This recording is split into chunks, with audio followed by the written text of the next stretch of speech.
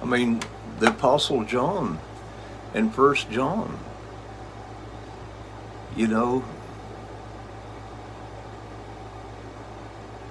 people don't understand what he wrote. And therefore, all these perverted, adulterated, paraphrased translations came out mutilating and changing God's word.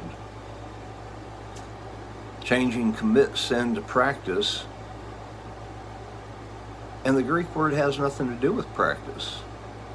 What it has, the Greek word means to come into agreement with and to fulfill it, which is what Jesus was saying in John 8:31 through 36. If you're truly my disciples, you will remain in my word. If you do remain in my word, you will know the truth, and the truth will make you free. If you're free, you're free. You're not kind of free.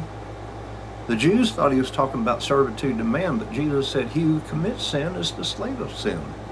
And a slave doesn't remain in the house forever, but a son does. King James rendered it the son, but he's making a contrast between a child and a servant. And then in verse 36, he says, but whoever the son shall make free shall be free indeed. I mean, this is what Paul is trying to describe in Galatians chapter 4, that an heir, as long as he's a child, differs nothing from a servant, though he be Lord of all, but is under tutors and governors until the time appointed of the Father. Likewise, we, when we were children, were held in bondage under the elements of the world until the fullness of time came when God sent forth his Son, made of a woman, made under the law, that we might receive the adoption of sons. And because you're no longer servants but sons, God sent forth the Spirit of his Son into our hearts, crying, Abba, Father. I mean, so we need to understand. I mean, and this goes back to the lame man by the pool of Bethesda in John chapter 5, who Jesus healed on the Sabbath day. Told him to pick up his bed and walk with it on the Sabbath day, which was not lawful. It was a stonable offense. And the Jews, seeing him, said, it's not lawful for you to carry your bed on the Sabbath day.